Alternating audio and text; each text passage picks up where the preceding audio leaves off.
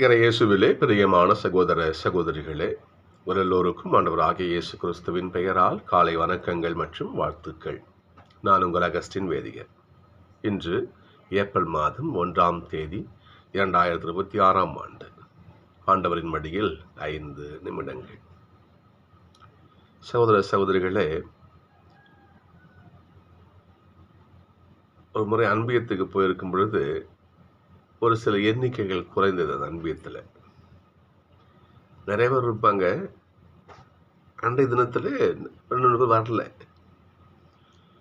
அப்போ அந்த அன்பிய பொறுப்பாளர்கிட்ட கேட்டேன், ஏம்மா இவங்களாம் வரலன்னு கேட்டுக்கும்போது, அங்கே சபைக்கு போயிட்டாங்க பிரதர் அப்படின்னு சொன்னாங்க. எதுக்கு சபைக்கு போகிறாங்க? சரி போய் கேட்போம். அடுத்த வாரம் ஹவுஸ் விசிட்டிங் அவங்க வீட்டுக்கெலாம் சந்தித்து என்ன வரும்னு கேட்டேன். அவங்களுடைய ஸ்டேட்மெண்ட்டு தான், இங்கே இருந்து என்னத்தை கண்ட, ஒரே கஷ்டம்.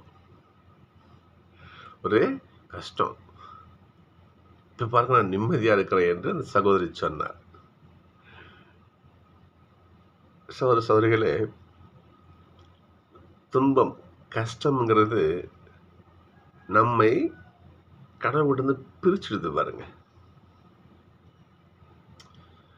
துன்பம்ங்கிறது நம்ம சாமியிலிருந்து பிரித்து வேற கொண்டு போயிடுது. அங்கேயும் சபைக்கு தான் போகிறாங்க, அங்கேயும் சாமி தான் கும்பிட்றாங்க, இல்லைன்னு சொல்லலை. இருந்தாலும் பாருங்க பார்ப்போம், இங்கிருந்து வெளியே போகிறாங்கன்னா அது என்ன காரணம்? துன்பம், கஷ்டம். ஆனால் இன்றைய வாசகங்களை பார்க்கணும். நம்ம எவன் துன்பப்படுகிறானோ,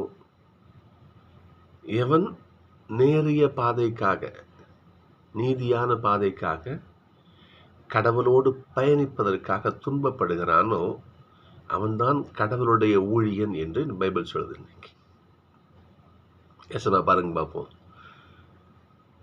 உங்களில் ஒருவன் என்னை காட்டி கொடுப்பான், என்னுடைய சாவுக்கு அவன் தான் காரணமா இருப்பான். அவர் சொல்ல காரணம், அதாவது உண்மை. அதில் என் சாவுக்கு என் கூட இருக்கவன் தான் காரணமா இருப்பான். அப்ப ஏசப்பாவுக்கு எப்படி துன்பம் பாருங்க பார்ப்போம். ஏசப்பாவுடைய உயிருக்கு விலை பேசுகிறார் யூதாஸ். நான் அவரை உங்களுக்கு காட்டி கொடுத்தால் எனக்கு என்ன கொடுப்பீங்க பாருங்க. சகோதரர்களே, துன்பம் நம்மையும் கடவுளையும் பிரிக்கிற ஒன்றா இருக்கக்கூடாது. துன்பம் நம்மையும் கடவுளையும் இணைக்கின்ற பாலம். சகோதரர்களே, அதாவது ஏசப்பா கிட்ட ஒருத்தர் தன் தேடி வராரு, போதகிட்டு போதனா உங்களுக்கு பின்பற்றணும்னு சொல்றாரு. அப்பான்னு சொல்ற வார்த்தை தான், உன் சிலுவையை சுமந்து கொண்டு என் பின்னாடி வரணும்னு சொல்றாரு. அப்போ துன்பம் இல்லாமல், சிலுவை இல்லாமல் ஆண்டவரோட பயணிக்க முடியாது. எவன் ஒருவன் துன்பத்தை ஏற்றுக்கொள்கிறானோ அவன் தான் கடவுளுடைய ஊழியனா இருக்க முடியும். இன்னைக்கு முதல்ல வாசகம் பாருங்க. இன்னைக்கு நான் வாசிக்கும் பொழுது ரொம்ப மெதுவாக ஆரம்பரம் வாசித்தேன். அதுக்குள்ள வார்த்தையில் பாருங்க, அந்த வாசகத்துடைய கனாகணத்தை பாருங்க.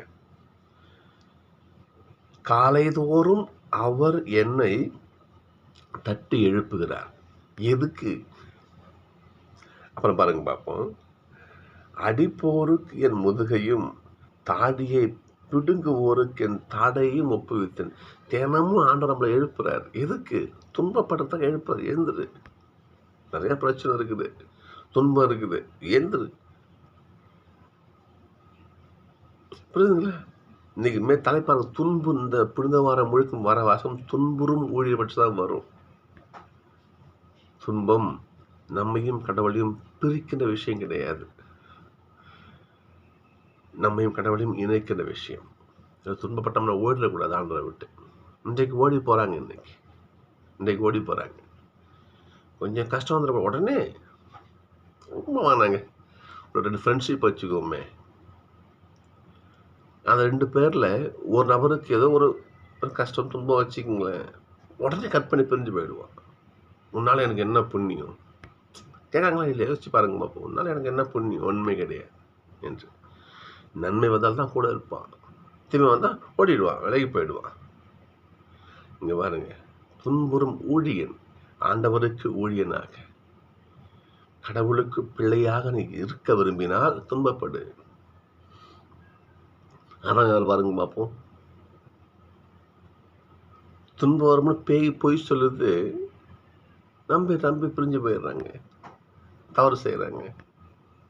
துன்பம் வரட்டும் வரட்டும் என்று அந்த உறுதியோடு இருந்திருந்தா என்ன பண்ணிருக்க மாட்டேன், பிரிஞ்சு போயிருக்க மாட்டேன்.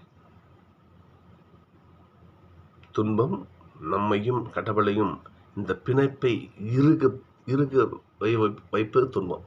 ஞாபகம் வச்சுக்கணும். நம்ம எல்லா புனிதர்களையும் பாருங்கன்னு பார்ப்போம். எல்லா புனிதர்களையும் எடுத்துக்கங்க. வேத கலாபனை காலத்தில் எடுத்துக்கங்க. என்ன எவ்வளோ கஷ்டங்கள். நீரோ மன்னன், வலேரியன், டொமிஷியன் எல்லாம் பண்ணுவாங்களாம். திருச்சிலுவையை கீழே போட்டுட்டு ஜனங்கள் மக்களை கூப்பிடுவாங்களாம். இந்த சிலுவையை மிதிச்சுட்டு போ சொல்லுவாங்களாம். இந்த சிலுவையை மிதிச்சா உனக்கு உயிர் பிச்சை, இல்லைன்னா சாவு சொல்லுவாங்க.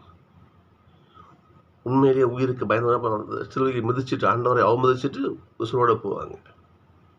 ஒரு சிலர் ஆண்டவர் தொங்கி அந்த திருச்சிலுவையை நான் மிதிக்கிறதை விட எனக்கு சாவே செத்து போயிடுவாங்க.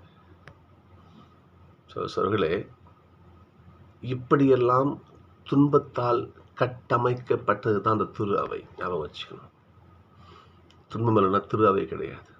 எல்லா புனிதரும் எடுத்துக்குங்க, எல்லா புனிதரும் எடுத்துக்குங்க, எல்லா வேத சாட்சிகளும் எடுத்துக்குங்க.